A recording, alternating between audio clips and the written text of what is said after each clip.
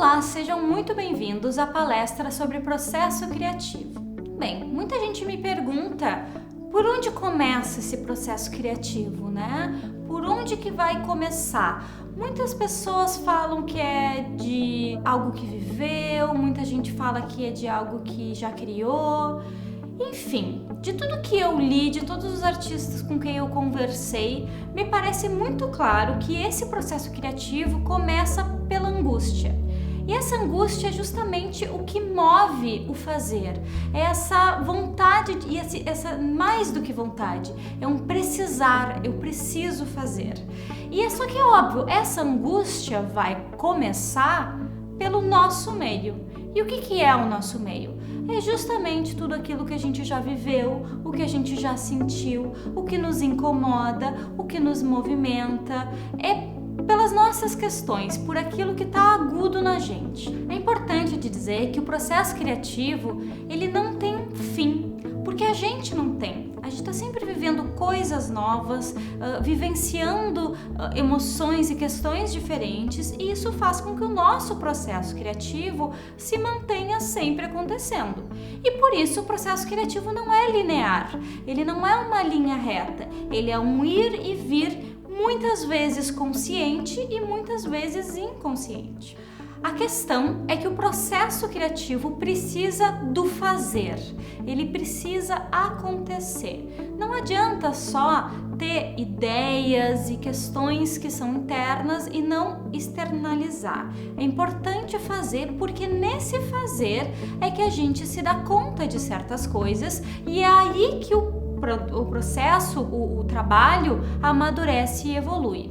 Eu gosto de dizer que não tem como, por mais que a gente planeje, por mais que a gente saiba tudo que vai fazer numa viagem, por exemplo, não tem como a gente contar como a viagem vai ser sem antes viajar.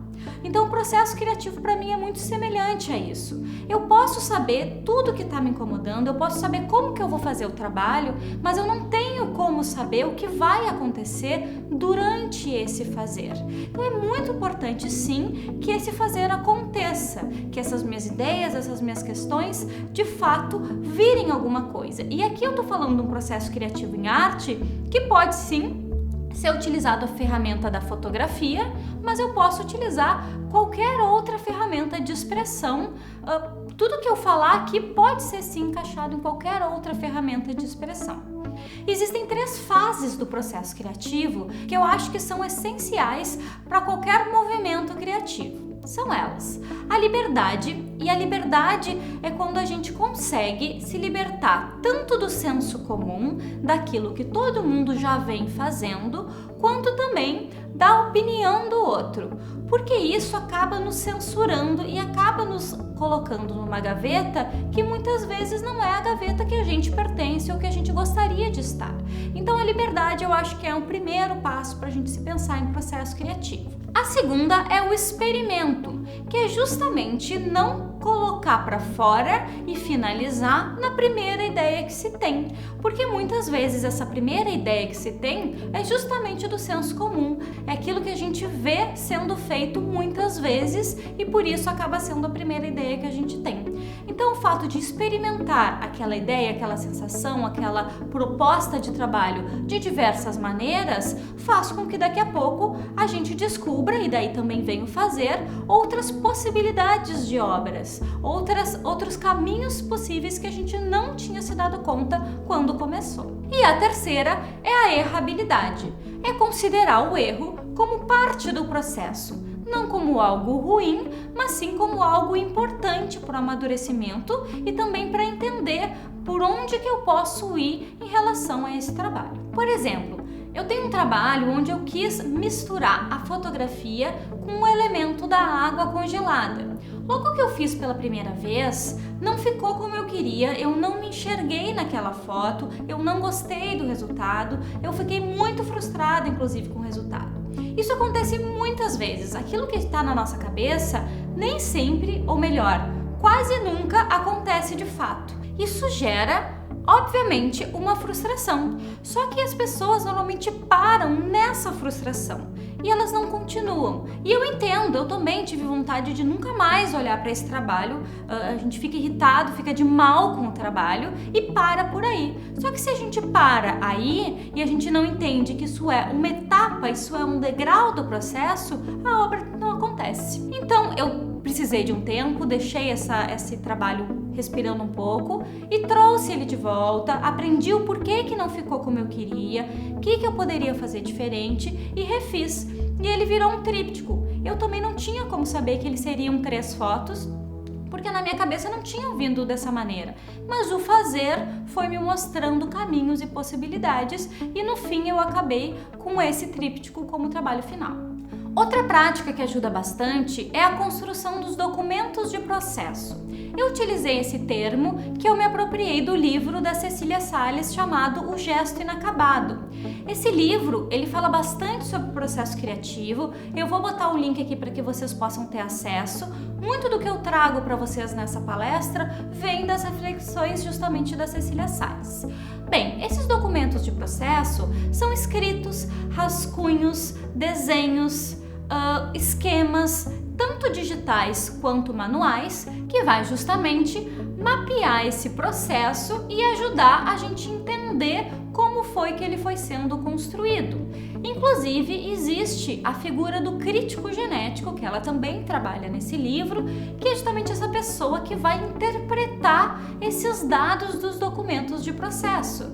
Aqui, a ideia também é que a gente seja esse crítico genético do nosso próprio trabalho, para ver justamente as recorrências, o que está aparecendo no meu trabalho várias vezes e como eu posso utilizar isso de maneira consciente. É importante que a gente faça essa autoanálise para poder também compreender que lado que é que os nossos trabalhos estão indo e como que eu posso fazer para levar eles para um lugar que seja mais adequado para mim. Uma coisa legal também, quando a gente está com algum trabalho em processo, tudo que ao nosso redor começa a se encaixar naquele processo. Então, por exemplo, vou trazer de novo o trabalho do 200 dias para dentro, que foi o meu último trabalho. Enquanto eu estava fazendo ele, onde a proposta era justamente articular a fotografia com outros elementos e com outras intervenções, tudo que eu fazia na minha vida, eu acabava tentando trazer para a fotografia. Então, se eu tomava chá e o chá caía no chão, eu já queria derramar chá na fotografia. Isso nos ajuda também a ficar atento e a ter uma percepção criativa, que é justamente trazer as coisas ao nosso redor para contribuir para esse trabalho que está em construção.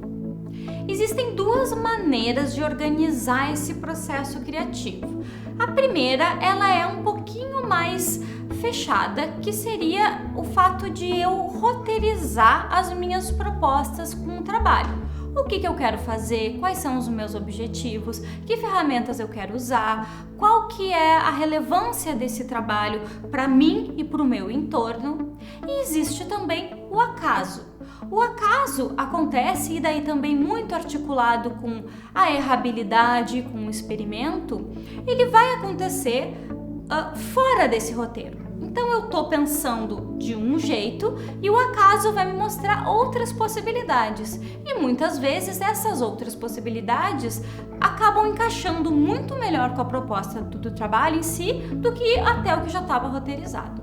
Por exemplo, nesse trabalho que eu estou trazendo para vocês, eu queria muito enferrujar as imagens. Eu já trabalho com esse ato de enferrujar imagens há um certo tempo, mas eu queria um pouco mais. Eu queria controlar para onde a ferrugem vai. Então eu fiz essa imagem onde eu peguei uma pipeta e eu fui tentando controlar aonde a ferrugem ia ficar na imagem. Mas o que aconteceu? Ao colocar essa água com ferrugem em cima da foto, ela tinha uma camada de brilho, porque ela era laser, e essa água não absorveu, então ela ficou uma gota. Eu não tinha como prever isso, obviamente isso não estava no meu roteiro e nem no meu objetivo em relação àquela obra. Porém, quando eu vi aquilo que aconteceu por acaso, me deu a ideia de eu fazer a mesma coisa, só que somente com água. E foi uma das obras que eu mais gostei do trabalho final e que aconteceu por um acaso.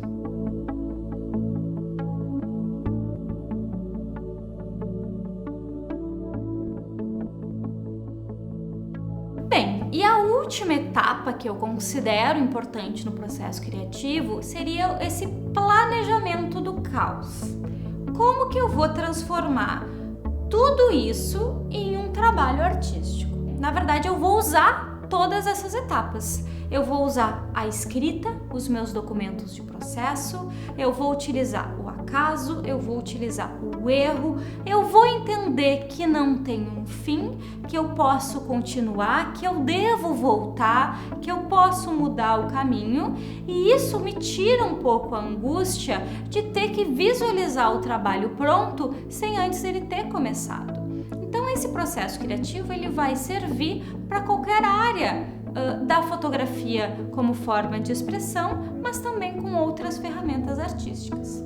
Eu vou botar aqui para vocês um modelinho de um passo a passo, entendendo que esse passo a passo é totalmente ilustrativo, não existe receita de bolo, não tem como eu utilizar o mesmo processo criativo de outro artista, porque as questões dele são diferentes, mas didaticamente, para poder ajudá-los nesse momento, eu acho que é interessante eu mostrar caminhos que vocês podem seguir, lembrando que eles podem se desdobrar em outras coisas e que tá tudo bem, isso não é um problema e não tentem sempre se engavetar e se encaixotar ou tentar caber num caminho que talvez não seja o de vocês. Eu vou botar aqui também alguns textos que podem ajudar e complementar o conhecimento de vocês em relação a isso. É isso, pessoal. Obrigada pela atenção. Não se esqueçam de me seguir no Instagram, no meu site também, que eu tô sempre gerando novos conteúdos para ajudar vocês e justamente essa troca é super importante para mim. Tá? E até a próxima!